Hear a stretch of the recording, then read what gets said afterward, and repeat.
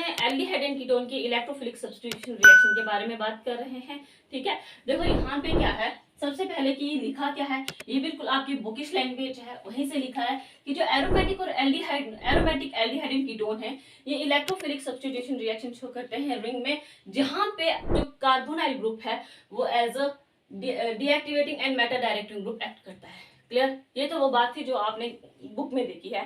ठीक है, यहाँ पे ये कह रहा है कि जो कार्बोनाइल ग्रुप है ना, ये एज अ डीएक्टिवेटिंग और मेटा डायरेक्टिंग ग्रुप एक्ट करता है। ठीक है, इंपॉर्टेंट इसमें यही है, इसी के बारे में हम बात करेंगे। क्लास 11 में आपने हाइड्रोकार्बन चैप्टर में एक्टिवेटिंग और डीएक्टिवेटिंग ग्रुप के बारे में पढ़ा होगा। अगर नहीं किया है तो इस वीडियो के नीचे डिस्क्रिप्शन में मैं आपको लिंक प्रोवाइड कर दूंगी, वहां से जाके आप चेक कर सकते हैं activating and deactivating group of aromatic aldehyde. Clear, तो देखो यहाँ पे क्या है कि जो कार्बोनाइल ग्रुप होता है, रिंग के ऊपर कार्बोनाइल ग्रुप ऐसे होता है। अगर हम डीएक्टिवेटिंग के बारे में बात करें, पहले ये देखो कैसे होता है, इस तरह से, ऐसे ही होता है। ठीक है, यहाँ पे क्या है कि कार्बोनाइल ग्रुप हमें पता है इलेक्ट्रॉन विड्रॉइंग नेचर का होता है, तो इलेक्ट्रॉन को अपनी ओर खींचने की टेंडेंसी रखता है। जैसे ही इलेक्ट्रॉन को अपनी तरफ खींचेगा तो ये क्या करेगा कि यहाँ से रिंग से इलेक्ट्रॉन्स अपनी तरफ लेगा और अपने इलेक्ट्रॉन्स को ये ऑक्सीजन की तरफ भेजेगा, और यहां से ये कुछ इस तरह का स्ट्रक्चर बनता है।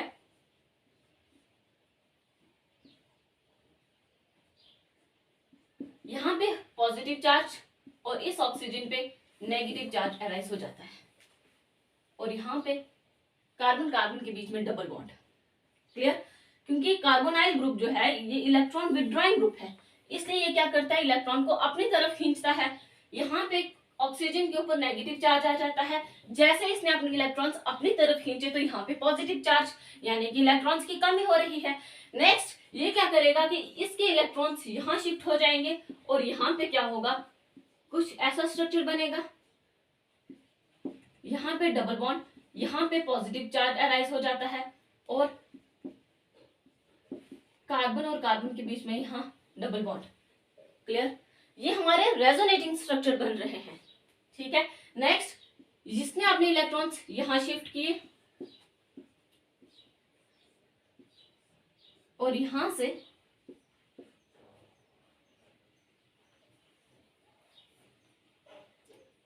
पॉजिटिव चार्ज, यहां पे डबल बॉन्ड, कार्बन ऑक्सीजन पे नेगेटिव चार्ज, और ये इस तरह से यहाँ पे ये पॉजिटिव चार्ज है।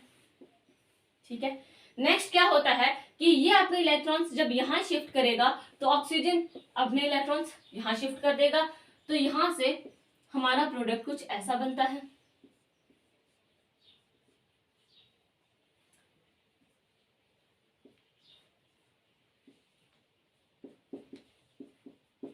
क्लियर, इस तरह से देखो ये हमारे पास कितने स्ट्रक्चर बने, थर्ड,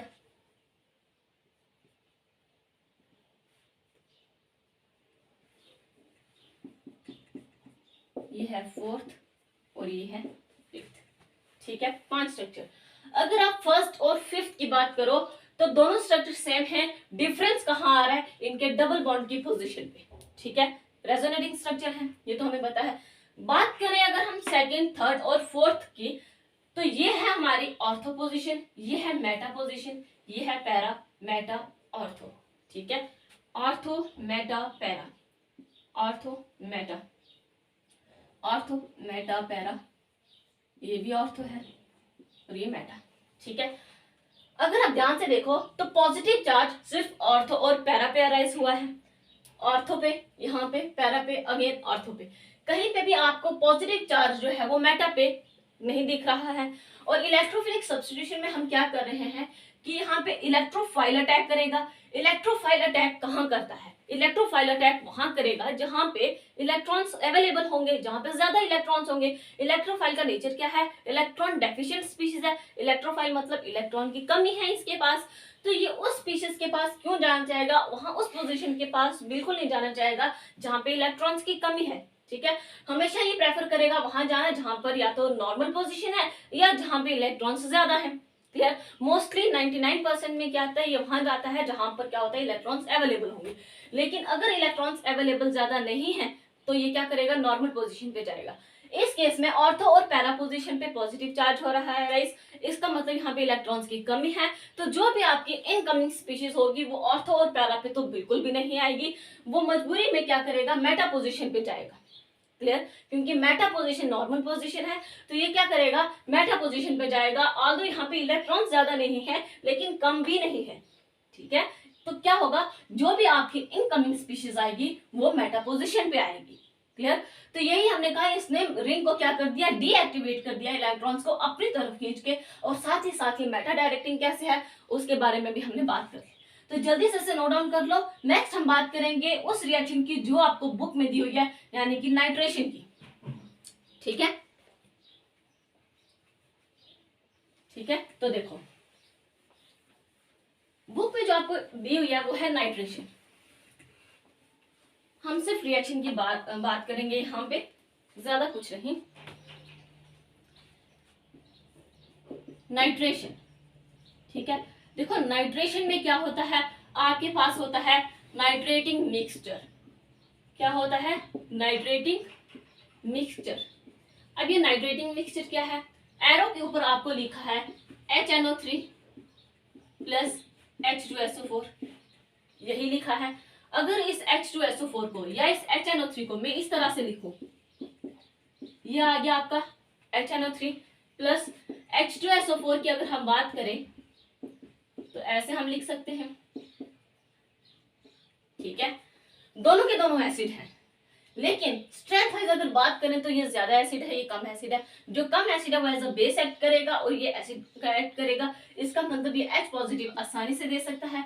तो ये क्या करेगा, H2SO4 इस स्पीशीज को जो एज अ बेस एक्ट करेगी, इसको क्या करेगा, H पॉजिटिव दे देगा, और देते ही ये स्पीशीज कुछ ऐसे बन जाएंगे कि इसके ऊपर H आ जाता है NO2 और ये बन जाता है कुछ ऐसा, यानी कि एक प्रोटोनेटेड नाइट्रेटिंग मिक्सचर आपके पास तैयार हो जाता है। एक प्रोटोनेटेड स्पीशीज तैयार हो गई आपके पास।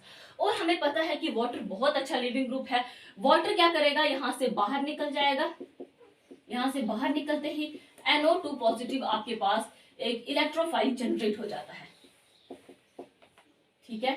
NO2 पॉजिटिव एक इलेक्ट्रोफाइल जनरेट हो जाता है। क्लियर, अब ये NO2 पॉजिटिव आपकी एरोमेटिक एल्डिहाइड पे अटैक करेगा एट मेटा पोजीशन। देखो अब आपको जो रिएक्शन दी है बुक में वो कैसी है, कुछ ऐसे, HNO3 प्लस H2SO4 रिएक्शन हो रही है 273 से लेके 283 केल्विन पे। हमें पता है कि ये जो है, ये नाइट्रेटिंग मिक्सचर, ये हमें क्या देता है, NO2 पॉजिटिव एक इलेक्ट्रोफाइल देता है, और इस इलेक्ट्रोफाइल ने क्या करना है, मेटा पोजीशन पर अटैक करना है। तो ये आसानी से इस मेटा पोजीशन पर आ जाएगा, ठीक है। इस मेटा पोजीशन पे आएगा तो ये किस तरह से अटैक करेगा, देखो इसका मैकेनिज्म हम नहीं देख रहे हैं, ठीक है। सिर्फ बताया कि इलेक्ट्रोफाइल आएगा कहाँ से, ठीक है। मैकेनिज्म देखने के लिए आपको 11th क्लास का हाइड्रोकार्बन चैप्टर देखना पड़ेगा। वहां पर हमने एक्टिवेटिंग और डीएक्टिवेटिंग ग्रुप के बारे में बात की है। वहां पे साथ ही साथ हमने नाइट्रेशन के बारे में भी बात की हुई है, ठीक है। नाइट्रेशन की हमने अलग से भी एक वीडियो देखी हुई है, इलेक्ट्रोफिलिक सब्स्टिट्यूशन रिएक्शन में हमने NO2 की बात की हुई है, वहां पे किस तरह से पूरा का पूरा मैकेनिज्म है वहां पे, ठीक है। तो उस वीडियो का लिंक भी मैं आपको डिस्क्रिप्शन में प्रोवाइड कर दूंगी। साथ ही साथ एक्टिवेटिंग और डीएक्टिवेटिंग ग्रुप जो वीडियो है उसका भी मैं आपको लिंक प्रोवाइड कर दूंगी, ठीक है। एक में मैकेनिज्म है और दूसरे में डीएक्टिवेटिंग और एक्टिवेटिंग ग्रुप दोनों। क्लियर, तो इसे नोट कर लो। अब इसके बाद हम मूव करते हैं अपने uses of aldehyde and ketone की तरफ। तो नेक्स्ट है हमारा uses of aldehydes and ketones. इसे हम वन बाय वन करके देखते हैं। यूजेस जो है एल्डिहाइड और कीटोन के कई ज्यादा यूज होते हैं। सबसे पहला और मोस्ट जो है यूज क्या होता है इसका, कि ये as a starting material use होता है, ठीक है। सबसे पहला यूज है फॉर्मेल्डिहाइड। फॉर्मेल्डिहाइड को हम कॉमनली भी कहते हैं फॉर्मेलिन, और ये 40% solution which is used to preserve biological species. आपने अपनी बायो के लैब्स में देखा होगा, जोलॉजी लैब में देखा होगा कि वहां पे जो आपके स्पेसिमेंस होते हैं वो प्रिजर्व करके रखे होते हैं एक सॉल्यूशन में। जो वो सॉल्यूशन होता है वो फॉर्मेलिन सॉल्यूशन होता है, ठीक है। नेक्स्ट आता है that is used to prepare Bakelite. Bakelite क्या होता है, अगर आप मेरे इस बैंगल की बात करोगे तो ये भी बेकलाइट स्पीशीज है, यानी कि जो प्लास्टिक चीजें तैयार होती हैं। ठीक है, नेक्स्ट यूरिया फॉर्मेल्डिहाइड ग्लूज, ज्यादातर ये क्या होते हैं वुडन इंडस्ट्रीज में ये यूज होते हैं, यानी कि जो एक लकड़ी को दूसरी लकड़ी के साथ चिपकाने के लिए जिस ग्लू का हम यूज करते हैं that is the urea formaldehyde glues. ठीक है, एंड अदर पॉलीमरिक प्रोडक्ट अगर हम बात करें पॉलीथीन, ठीक है, डेली यूज होते हैं, इसमें क्या करते हैं हम इस फॉर्मेल्डिहाइड का यूज करते हैं। नेक्स्ट एसिटाल्डिहाइड की अगर बात करें तो ये एक स्टार्टिंग मटेरियल यूज होता है और ये एसिटिक एसिड की मैन्युफैक्चरिंग में ethyl acetate, vinyl acetate, polymers and drugs के बनाने में काम आता है। बहुत ज्यादा स्टार्टिंग मटेरियल और भी बहुत ज्यादा, जैसे ब्यूटा 1,3-डाइन की अगर आप बात करो वहां पे भी एसिटाल्डिहाइड का यूज होता है। ठीक है, नेक्स्ट है बेंजल्डिहाइड। बेंजल्डिहाइड की अगर बात करें तो यूज होता है परफ्यूमरी एंड डाई इंडस्ट्री। ठीक है, डेली यूज जो हम परफ्यूम्स वगैरह यूज करते हैं वहां पे उसमें बेंजल्डिहाइड हमें देखने को मिलता है और डाई इंडस्ट्रीज में इसका काफी यूज होता है। ठीक है, लास्ट है acetone and ethyl methyl ketone, बहुत ज्यादा यूज इसका इंडस्ट्रियल लेवल पर होता है, कॉमनली इंडस्ट्रियल सॉल्वेंट्स। क्लियर, तो यहाँ पर हमारा एल्डिहाइड एंड कीटोन कंप्लीट होता है। इसकी यूजेस भी, इससे पहले हमने इसके बहुत सारे लेक्चर्स भी देखे जहां पर हमने एल्डिहाइड और कीटोन की केमिकल प्रॉपर्टीज, फिजिकल प्रॉपर्टीज और इसके बारे में methods of preparation of aldehyde and ketone के बारे में बात की है। क्लियर, यहाँ पर हम अपना एल्डिहाइड और कीटोन कंप्लीट करते हुए इस वीडियो को यहीं पे स्टॉप करेंगे। नेक्स्ट हम कार्बोक्सिलिक एसिड की स्टार्ट करेंगे और इस वीडियो में इतना ही। आई होप कि ये वीडियो आपके लिए हेल्पफुल रही होगी। Thank you so much.